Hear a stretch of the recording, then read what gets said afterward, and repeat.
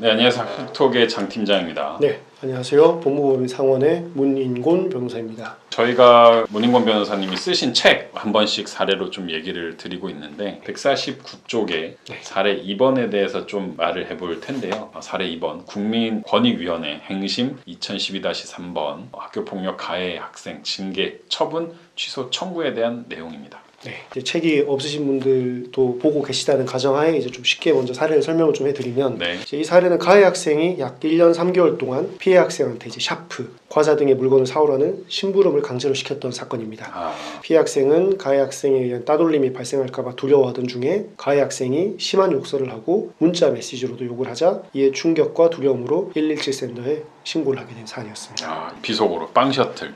맞습니다. 정확합니다. 예, 저도 중학교 때 있었어요. 주변에 한 번씩 있죠. 예, 보이죠. 있었어요. 저는 안 했습니다. 네, 저는 안 시켰고 안 했고 빵 먹고 싶으면 제가 갔는데 근데 제가 옆에서 보면서도 차마 말릴 수가 없었어요. 그렇죠. 그 분위기와 위압감, 옆에서 보는 것만으로도 이거는 안 되지만 말릴 수는 없다. 본인이 그 해코지의 대상이 될 수도 있다고 생각을 할 수도 예. 있죠. 예, 이런 유형이 아무래도 좀 많았던 맞습니다. 것 같고요. 예. 지금의 이제 학폭이라고 볼 수 있는 과거의 자치위원회 라는 곳에서 학교 폭력이 인정이 됐었습니다. 그래서 1호 서면 사과, 그리고 3호 교내 봉사 20시간, 그리고 가해 학생 및 보호자에 대한 5호 특별 교육 이수 처분이 이루어진 사안이었습니다. 여기에 이제 가해 학생이 불복을 했고 행정 심판을 청구한 사건이었습니다. 네, 결과가 어떻게 됐나요? 서면 사과는 취소되었고 교내 봉사 20시간만 이제 과도고 평가해서 10시간으로 경감되었으나 나머지 처분은 그대로 유지가 되었습니다. 어떻게 보면 텍스트만 봤을 때는 사실 쟁점이랄 게 없이 명확한데 쟁점이 좀 있었나요? 그렇죠. 이제 사건을 조금 더 깊이 들어가면 이제 이런 부분들을 좀 궁금해하실 건데, 먼저 가해 학생은 행정심판에서 뭐라고 주장을 했냐? 이제 이 사건이 발생하게 된 경위가 피해 학생의 부모가 해당 학교의 초등학교 교장과 친밀한 사이였다라는 주장을 했었습니다. 흔히 발생을 할 수도 있는 사건입니다. 예, 교장이 아니라 다른 분들하고도 이제 친하다는 그 친밀도가 있는 사건일 수도 있는데, 그래서 이 사건 발단 자체부터 그 조사 과정이 불합리할 수밖에 없었고 학폭위로 넘어갈 수도 없는 사안이었는데 학교장이 지인 사건이라 넘겼다, 이런 취지의 주장을 했던 겁니다. 그럼 이게 가해 학생 주장이 정당하게 인정이 된 건가요? 말씀하신 대로 이제 지인 관계일 수도 있고, 이제 피해자는 자신이 지인이 있다면 부탁하는 것은 사실 뭐 사회 통념상으로도 뭐 반하진 않은 행위입니다. 이 사건에서도 그랬습니다. 더욱이 이제 학교폭력 예방법에 있어서 학교폭력을 인지한 자는 관계 기관에 즉시 신고해야 한다. 그 규정을 하고 있기 때문에 교장이 학교 포기의 전화를 한 사실 자체만으로 이 사건 처분에 어떤 하자가 있었다, 이렇게 볼 수는 없는 겁니다. 그러면은 프로세스도 문제가 없고. 그렇죠. 근데 왜 서면 사과는 취소가 됐나요? 학교폭력 예방법은 서면 사과를 규정은 하고는 있습니다. 하지만 일반 형법에서는 형벌의 종류로서 사과를 규정하고 있지 않습니다. 예를 들어서 뭐 형사소송에서 그런 거 보셨습니까? 너는 얘에게 사과를 한다. 없죠. 예, 그런 건 없습니다. 징벌을 보통 내리죠. 그렇죠. 그래서 즉 사과라는 것은 사람의 어떤 양심의 자유를 침해할 수 있다는 측면이 있습니다. 그렇기 때문에 형벌로는 강제할 수 없는 것이라는 이념에서 비롯된 것인데, 학생들에게는 특별히 이 조치가 교육적으로 이제 효과가 있는 방법이다라고 생각해서 학교폭력 예방법에는 남아 있습니다.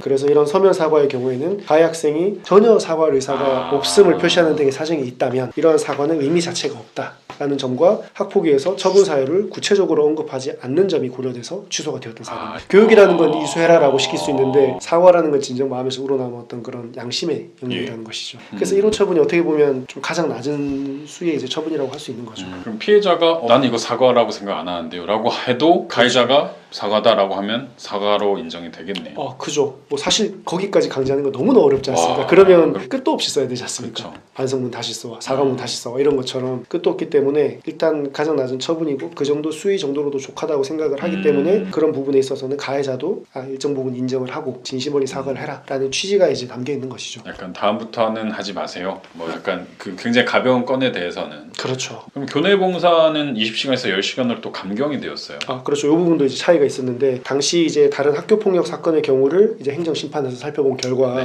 비슷한 유형의 사건에서는 교내 봉사 10시간이 결정이 되었었기 때문에 그런 부분들이 고려가 되었습니다. 그럼 요거는 사실 어떻게 보면 가해 학생이 그 편을 드는 건 아니지만 많이 사례를 연구했고. 정확합니다. 결국에는 판례라는 것들이 이렇게 남게 되면 판사님들께서도 그거와 배치되는 판결을 내기가 굉장히 좀 부담스럽습니다.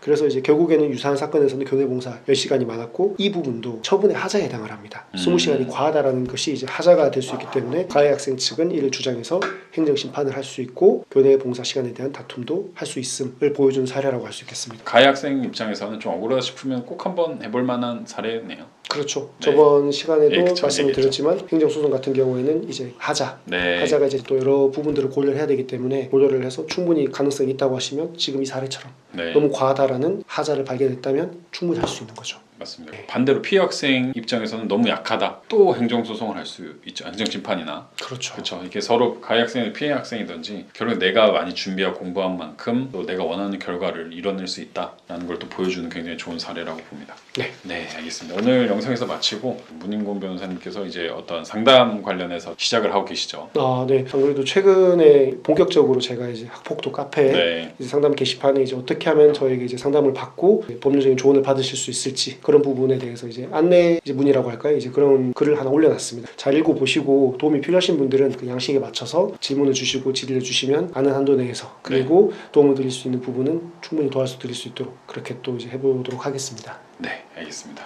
네, 오늘 영상에서 마치고 다음에 또 뵙도록 하겠습니다. 감사합니다.